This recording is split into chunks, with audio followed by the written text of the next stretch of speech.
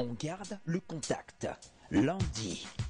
Afrique, l'égalité d'accès à la fonction publique est-elle une priorité? Mardi, Afrique, promouvoir l'égalité d'accès à la fonction publique. Mercredi, relations artiste-manager, la recette pour créer et conserver l'harmonie. Réagissez en direct, on garde le contact sur RTI2, vous avez enfin la parole. Suivez entre midi et 2 en temps universel, vous êtes en direct, vous pourrez réagir via le téléphone et aussi via les réseaux sociaux. Et si vous nous suivez après 23 h en temps universel, c'est la rediffusion, donc vous ne pouvez qu'agir que par Internet. Le téléphone sera proscrit dans ces conditions-là. 22 42 54, c'est le numéro. Et vous précéderez ce numéro de l'indicatif de la Côte d'Ivoire, plus 225, si vous nous appelez de l'étranger. Les chroniqueurs et invités sont là, chauffés à blanc, pour aujourd'hui faire des propositions dans le sens de l'équité, dans l'accès à la fonction publique. Aristide Nkenda, comme tous les jours, est le premier à vous être présenté. Voilà. Aristide, bonjour. Bonjour. Merci d'être avec nous, bien en forme et d'attaque certainement. Hein? Oui, bien évidemment. Et je constate, Mohamed, que tu es vraiment dans l'air du temps et que tu annonces les couleurs pour ce soir. Suivez mon regard. Voilà, les éléphants seront en compétition encore ce soir contre la Grèce, c'est ça. Il faut soutenir les éléphants, c'est notre façon à nous. Et je vous rassure, je ne suis pas le seul habillé comme ça d'ici la fin de l'émission. Vous verrez d'autres supporters des éléphants ici. Hein. Ce sont des personnes qui sont dans l'équipe de production de ce numéro de On garde les contacts. Mais on constate dans ton regard, Mohamed, qu'il y a une lueur absolument promettante. Merci. C'est notre souhait aussi. Seydina Chérif Ahmed, bonjour. Bonjour Mohamed. Merci d'être là. Merci. Voilà, la confiance est là. Hein. On a deux exercices aujourd'hui, soutenir les éléphants, mais aussi aller dans le sens du sujet du jour. Il s'agit de faire des propositions pour qu'il y ait moins d'injustice dans l'accès à la fonction publique. Hier, vous avez déjà démarré. Aristide trouvait qu'il fallait faire une discrimination, mais une discrimination positive, parce que, je vais dire, le critère compétence intervient là. Il ne s'agit pas de formation d'un gouvernement, mais il s'agit de faire travailler des personnes compétentes. Donc, on peut se retrouver dans la fonction publique avec des personnes d'une même région ou encore d'une même ethnie. Il trouve que ce n'est pas tout à fait mauvais. Bien sûr, ce n'est pas tout à fait mauvais parce que si, comment on appelle ça, on a besoin, moi je lance un appel d'offres et j'ai besoin d'un certain niveau d'étudiants, d'études et autres. Si ceux qui viennent sont de la même famille, pour moi le plus important c'est que je puisse engager des gens qui ont les diplômes et les compétences que j'ai demandées. Voilà. Donc sur ce plan, il n'y a pas de problème. Mais maintenant, profiter, mettre des paresseux ou bien des non-travailleurs, des non-diplômés dans le lot, parce qu'on les connaît, c'est là qu'il y a un problème.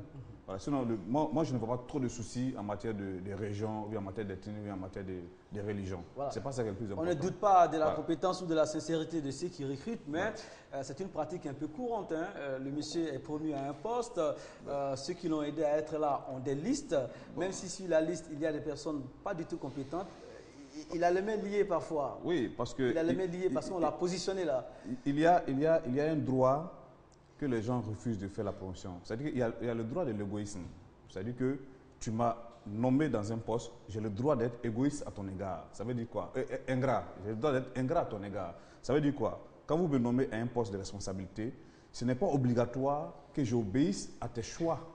C'est-à-dire que quand tu me proposes des gens, ce n'est pas obligatoire que j'accepte ces gens-là. Parce que j'ai un devoir de résultat en réalité. Donc, je pense que je travaille avec des gens qui sont compétents. Donc, à ton égard, j'ai un droit d'ingratitude. Moi, je pense que ce droit d'ingratitude, il faut pouvoir... Oui. Ce que je voulais savoir, il vous nomme sur quelle base? Oui, non, mais si je suis nommé sur les... Parce que s'il me nomme... Il y a un problème d'abord que je viens d'énumérer, mais il y a un autre problème aussi que je vais faire sortir. C'est-à-dire qu'il faut aussi que les nominations soient sur la base de la qualité du travailleur. Donc ça veut dire que si vous comprenez bien, si j'ai été nommé correctement, vous avez été pris sur la base de vos compétences, justement, à partir de ce moment, vous êtes... J'ai le droit, voilà, j'ai le droit... Vous avez le choix de vos collaborateurs. J'ai le droit d'être ingrat vis-à-vis de lui. Non, ce n'est pas l'ingratitude. Oui, non, parce que... C'est plutôt la rectitude. Généralement, qu'est-ce qu'on dit? Moi, je te mets là, et puis je demande tel service, et tu refuses. Tu vois, donc tu es ingrat. Mais est-ce que ce que généralement on dit, c'est la rectitude? Ce n'est pas la norme. Bon. Généralement, ce qu'on dit, c'est parce que les gens créent un environnement. Quand tu dis rectitude, souvent, tout le monde peut ne pas comprendre. Mais quand je dis que j'ai le droit d'être ingrat tout de suite, je pense que les uns et les autres peuvent comprendre ce que Ce je n'est veux pas, dire. non, c'est Voilà. pas l'ingratitude. Oui. Ça peut C'est pas ce être que- l'ingratitude. C'est ça que c'est un guillemets. Je veux dire, Ça dit que... bon, ouais. si on suit Seydina, Ouais. lorsque la base est faussée, on aura des faux résultats, c'est sûr. Non, c'est pas ce que Seydina dit. C'est ce qu'il dit. Si vous avez été nommé selon Ah oui, d'autres absolument. critères, là, Voilà. les critères, Absolument. vous appartenez au même courant de pensée, Ouais. au même groupe d'idées ou encore au même parti politique. Absolument. Voilà. Si Ouais. vous avez été, Voilà. si vous arrivez à votre Justement, poste avec, je vais dire, ces attributs-là, c'est compliqué pour vous d'être libre à votre tour. Justement, C'est ça. si le président de la République m'a nommé en tant que ministre, et je pense que c'est par rapport à des compétences que j'ai. Et si en même temps le président de la République m'envoie une liste des gens, Des que je dois- collaborateurs. des collaborateurs, mais il faut que j'ai le courage de lui dire que non, monsieur le président, ça ne marche pas comme ça. Non, non, Seydina, c'est pas possible. Si, Je vais vous mais expliquer si c'est pourquoi. possible, c'est parce que les gens Nous les sommes uns dans et quel les autres régime n'ont pas le courage. Nous sommes dans quel régime? Écoutez, D'ailleurs, ouais. il ne fallait même pas qu'on prenne l'exemple. C'est Ouais. pour ça que j'ai dit hier, Ouais. c'est difficile de prendre cet exemple. Vous savez, le service public, quand vous entrez à la fonction publique, par exemple, c'est un secteur public, mais qui vous engage au service public qui suppose Ouais, le service pour l'intérêt général. bien sûr. À partir de ce moment, si vous avez triché pour entrer à la fonction publique, vous serez dans la même démarche, même quand vous allez recruter. Oui, mais on dit Alors, la même chose. oui, on dit la même chose, Ouais. mais quand il s'agit d'un gouvernement, Ouais. mais le gouvernement, Ouais. on ne nomme que sur la base des récompenses Bien sûr. et la base de l'appartenance. J'ai bien dit, si le président m'a nommé par rapport à mes compétences, je n'ai pas dit par rapport à notre filiation ou bien notre... Mais le président de la activité. République ne nomme pas. Mais donc, ça veut dire que Dans ce je vais aller secteur-là. plus loin pour dire que le président de la République aussi a devoir d'ingratitude vis-à-vis de ceux qui l'ont Le thème soutenu aussi. ingratitude me gêne. Ouais. Non, C'est ça, moi c'est je ne dois le- pas. Ça dit qu'au fait, pourquoi je dis ça?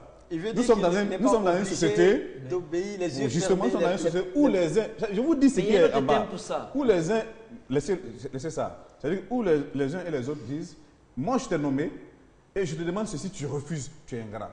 C'est là que je dis que c'est dit, il faut que tu cultives le devoir ou bien le droit d'ingratitude vis-à-vis de lui. Non, Tu m'as nommé, c'est vrai, Non, le thème mais n'est je suis pas obligé. pas exact. Parce que nous Je sommes comprends. dans une émission assez sérieuse et assez Mais suivie. je suis, attends, attention. Parce que le thème attention, est- le Non. thème existe. Oui, Allez-y dans. c'est un comportement. Le thème existe. C'est un comportement. Je ne l'ai pas inventé, Oui, ça non, existe. ça existe. Ouais. Mais ce n'est pas parce que ça existe que c'est vrai. C'est une situation que les gens ont créée, c'est un mode de fonctionnement que les gens ont créé, Vous- mais qui est. Tu sais que quand on nomme, par exemple, un président des institutions comme la Constitution, ou bien comment on appelle, Conseil constitutionnel, un truc comme ça, tu sais que il a le droit d'ingratitude là-dedans. Lui, vous allez voir. Je n'invente pas. Peut-être que je n'invente pas ce problème de droit d'ingratitude. Autour Allons du chercher, mot, on va voilà. me voir. Ok, Je on n'invente pas. sortira, on va Non, s'éloigner le thème un peu du mot ingratitude n'est pas correct. ingratitude. C'est Ouais. le droit Voilà. d'indépendance. C'est le droit C'est- d'indépendance. voilà. Ça dit, je La liberté de souhaiterais, choix de ses collaborateurs. que tu ne c'est- dises pas que ce n'est pas correct. Je souhaiterais que tu partes chercher pouvoir. C'est mieux. Parce que l'ingratitude représente autre chose. Ok. C'est dans le L'ingratitude, contexte. quand je t'ai rendu un C'est dans le service, contexte. quand je t'ai rendu un service, tu n'es pas reconnaissant vis-à-vis du service que je t'ai rendu. En ce moment, tu es ingrat. Je suis Mais d'accord, quand je je te comprends ça. recrute, quand je te recrute à la fonction publique sur la base de tes compétences, je ne t'ai pas rendu un service. Mais je te dis que le thème existe. D'accord. Je ne l'ai pas inventé. Ok, on ira chercher. Ce que tu dis n'est pas faux. C'est exact ce que tu dis. Et je comprends, tout le monde comprend ça. Mais moi, je comprends ce que tu dis. Ok. Mais seulement quand tu dis c'est l'ingratitude, non. Je n'ai pas dit le que c'est droit- l'ingratitude. Donc, Bon. vous cherchez une liberté de choix. J'ai dans le droit vos de dire non. collaborateurs. Voilà, j'ai le droit de dire non. à Voilà, quelqu'un. ça, Voilà, c'est plus j'ai le juste, droit de voilà. dire non. Ben, c'est plus juste. Aristide trouve que bon, lorsqu'on vous met à un poste de responsabilité, par exemple, ça ne doit pas être vu comme un service. Vos compétences vous amènent là. Oui, exactement. Donc, C'est un les droit. mêmes compétences-là peuvent Justement. vous permettre de choisir ce qu'il faut, en place qu'il faut. Parce qu'il y a des mots aussi qu'on emploie aussi dans le sens figuré. Oui, D'accord, mais, il y a ça mais, aussi. mais on emploie dans le sens figuré Ok. parce que c'est polysémique et que ça rentre dans la ligne droite. Mais on ne peut pas prendre un mot on donne l'impression que c'est polysémique alors que ça ne correspond pas au schéma. C'est la métaphore dont tu Non, veux mais parler. ce que je dis, c'est exact. D'accord. Oui, ça Ok. existe. Ouais. Ça existe, mais ce n'est pas utilisé à bon escient. D'accord. Merci. Voilà. On fermera cette parenthèse de liberté de choix des collaborateurs ici. Mais ça va intervenir encore dans le cours de l'émission parce que il faut absolument faire des propositions aujourd'hui. Est-ce qu'il faut rêver avec ceux qui pensent pouvoir atteindre un jour l'équité ou l'égalité d'accès à la fonction publique? Voilà, 22 40 12 54.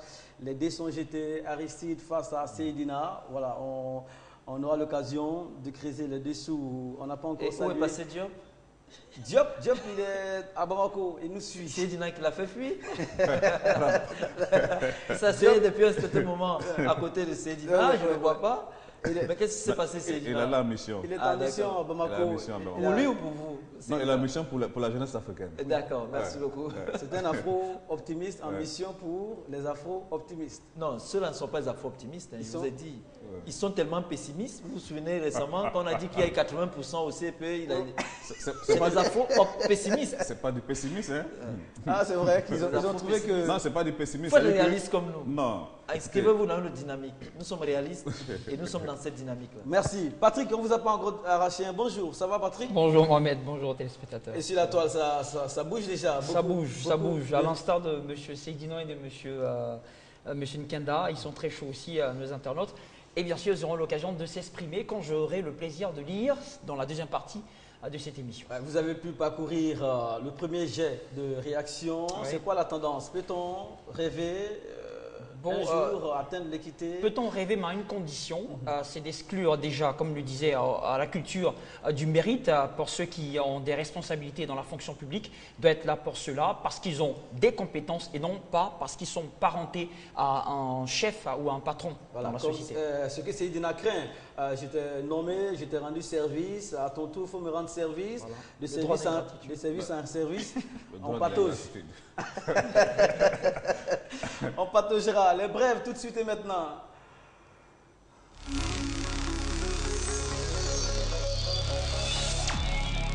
L'actualité, vous la connaissez, la Coupe du Monde, les éléphants sont engagés aujourd'hui encore et le groupe RTI a offert un plateau aux spectateurs et aux téléspectateurs. Tout se passe bien là-bas, les comptes rendus des matchs, les analyses et aussi les rencontres se suivent en direct du studio B de la RTI. On a fait un tour là-bas et voici l'ambiance qui se dégage. Et surtout, suivez les propos de Sébastien Ognet. Dans un beau décor, il faut un bel homme.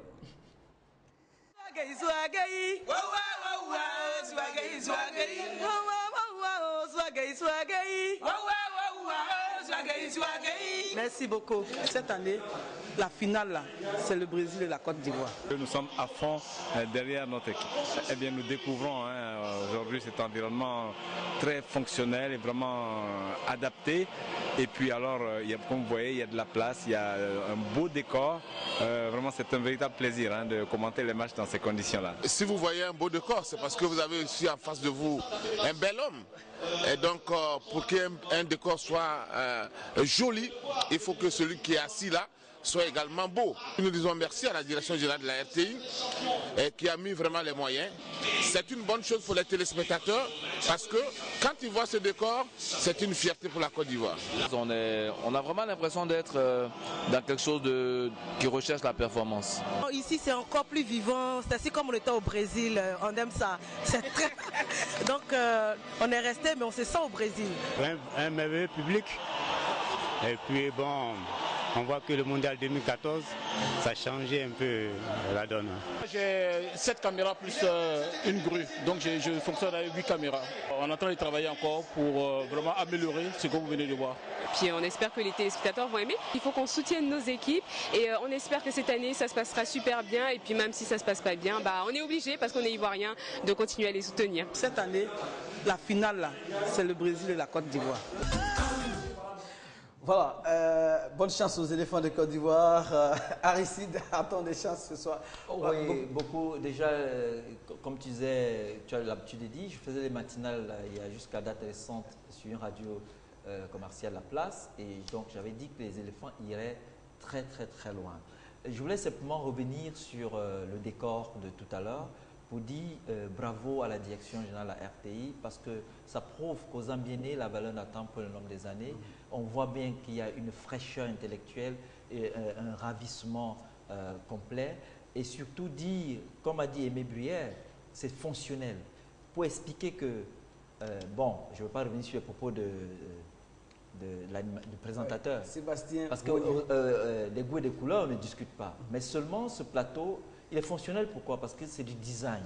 Vous savez, la différence entre le designer et l'artiste plasticien, c'est que le designer, en plus d'être un artiste, propose un outil fonctionnel, de sorte que, à la différence du plasticien qui peut vous proposer un tableau, vous pouvez aimer, ne pas aimer parce que c'est la dimension esthétique, alors que le design, c'est fonctionnel. C'est comme cette chaise sur laquelle je suis assis.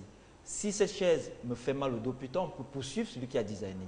Et c'est pour ça que la beauté de ce plateau nous invite à féliciter ceux qui ont designé ce plateau. Et c'est vraiment formidable. En Afrique, au sud du Sahara, ça prouve que la RTI, c'est la première télévision d'Afrique noire francophone. Merci beaucoup, Aristide Dankenda.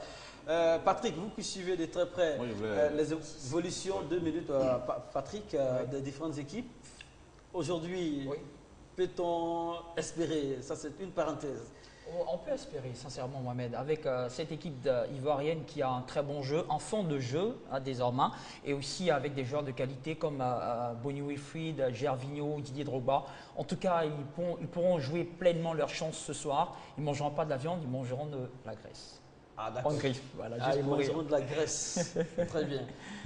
On termine avec Seydina. Ah oui. Bon, quand j'ai vu ce plateau pour la première fois, je pense que j'ai pensé aux élèves de nos lycées professionnels.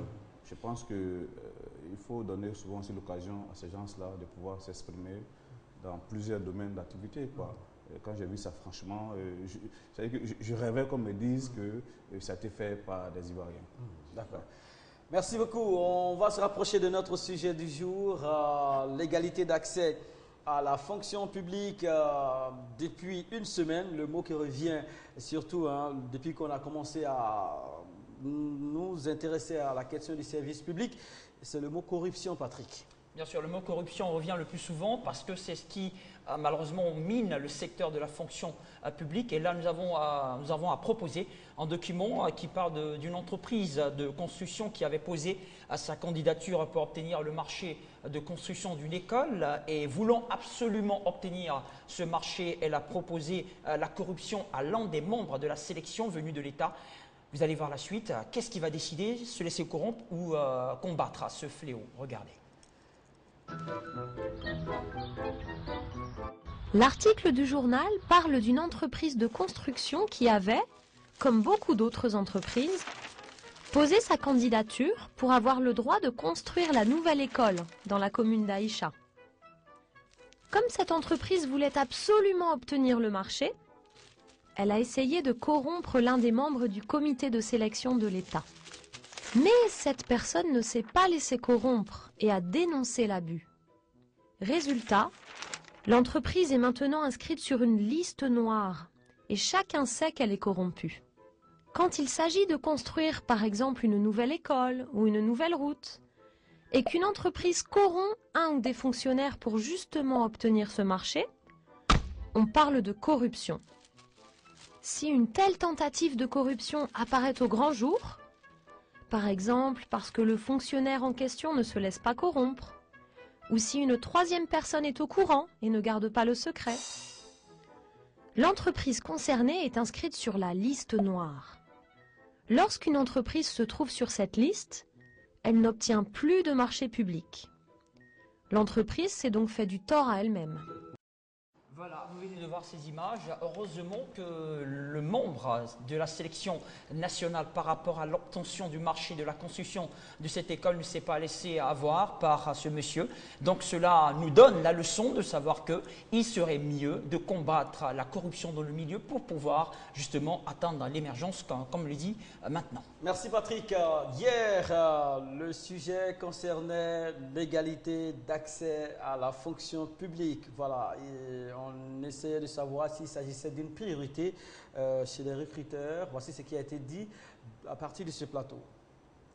Fonction publique, on ne peut pas de prime abord dire qu'on donne la possibilité aux gens, l'égalité à tout le monde d'accéder à la fonction publique. C'est pour cela qu'on procède par un concours. Et quand on procède par un concours, ce sont maintenant les compétences qui vous amènent à la fonction publique. On ne tient plus compte de vos origines, de vos appartenances politiques, de votre âge, de votre sexe, et ainsi de suite. C'est pour donner la chance à tout le monde. Si c'est sur cette forme, oui, c'est une forme d'égalité, parce que c'est une compétition qui est ouverte. Pour moi, sur ce sujet, l'égalité n'existe pas, n'a jamais existé et ne risque surtout pas d'exister. Ça c'est fort, ça c'est fort. C'est vraiment très fort, très fort. Hein. Nous allons terminer avec la réaction de M. Théorafal Balou qui dit « Pour ne pas faire de favoritisme, l'égalité doit être une priorité. Pour des personnes ayant déjà les mêmes diplômes, les mêmes droits leur sont attribués, donc méritent d'être au même pied d'égalité. L'Afrique doit remettre sans mépris les places du concours aux méritants sans distinction de classe sociale. » L'autre point que moi je voulais aborder, c'est l'éducation. Je pense que chacun de nous devrait être éduqué du fait que si un des frères est nommé dans un poste, il n'est pas nommé pour la famille, mais nommé pour le pays. Et que ce frère aussi soit aussi éduqué pour dire que s'il est dans ce poste, il n'est pas le plus intelligent de la nation. Peut-être c'est une chance pour lui, mais il n'est pas là pour sa famille, il est là pour tout le monde. Je pense que si on est éduqué dans ce sens, ces injustices vont vraiment diminuer. Ouais. Vos propositions au 22 42 54 dans seulement 5 minutes. Nous avons le temps de faire l'état de lieu sur le recrutement dans la fonction publique en Afrique avec Patrick. Premier point, les constats. Le constat, il est amer, il est réel, parce que c'est ce qui se passe sur le terrain. Il est de plus en plus admis que la réussite au concours d'entrée à la fonction publique n'est pas toujours liée au mérite et à l'excellence. Le système est pris en otage par les parrainages politiques et ne réussissent que les habiles et ceux qui ont des parents au perché. Je le dis pour ceux en général, hein, c'est ce qui se passe en général, Mohamed. Il sera important de préciser ce fait. D'accord. Et la fonction publique autochtone, entre guillemets, qu'est-ce que vous appelez fonction publique autochtone? Entendez par là le nom autochtone par séphonisme, comme on le dit en Côte d'Ivoire. Pour les tenants de la thèse de la fonction publique autochtone, l'efficacité des services publics locaux ne peut être assurée que si elle est gérée par les natifs du terroir ou de la région, parce que l'Africain est profondément attaché à sa terre natale. Alors, l'agent public local sera porté à mettre à son dévouement et ses talents à développer sa contrée. Ils soutiennent au surplus que les agents et administrés dans le cadre des prestations des services seront plus harmonieux dans la mesure où tout le monde se comprend. Ce qui veut dire que nous remarquons ce genre de pratique parce que d'autres disent le fait qu'il vient de la même région que moi, on se comprend dans la même façon de voir les choses et ça sera plus intéressant de gérer cette entreprise publique par exemple que nous gérons. Donc nous constatons, comme le disait hier M. Nkanda, la discrimination positive parce que c'est dans un objectif de bien gérer une entreprise ou un service public que nous prenons parfois des personnes qui viennent de la même région que nous. Est-ce que ce n'est pas exclusionniste ça? Non, je voulais simplement dire, Mohamed, que c'est valable dans le cadre des collectivités locales, par exemple d'une mairie, dans une contrée. Mais si vous voulez créer une nation, partir d'un État à une nation, vous devez pouvoir faire en sorte que tous les fils du pays puissent se retrouver dans toutes les parties du territoire sans chercher à savoir sur le plan national. Parce qu'il y a des services publics au plan national et des services publics aussi au plan local. Et c'est le cas des collectivités locales. Et c'est compréhensible dans le cadre des collectivités locales, notamment les mairies, les régions et ainsi de suite. Mais sur le plan national, ce n'est pas acceptable de parler d'administration autochtone. Voilà. Il y a aussi la notion de diversité dans la fonction publique, Patrick. Oui, la notion de diversité pour venir, je dirais, comme point d'opposition par rapport au fait que nous avons une fonction publique autochtone, entre guillemets, il faut le préciser. Alors, la diversité dans la fonction publique signifie la prise en compte de différences et de variétés individuelles et collectives des gens quant à leur accessibilité à l'emploi et aux services. Il s'agit également de la disponibilité de la fonction publique à ouvrir ses portes à toute catégorie de personnes qui comptent la société pour occuper un emploi ou pour bénéficier justement de ces services. Cette diversité a des avantages. Justement, a beaucoup d'avantages parce que la diversité est basée très souvent sur la reconnaissance des valeurs, des droits et des capacités de chaque citoyen qui compose une nation. Pour un État, la diversité ne signifie toujours pas revendication, séparation, contestation.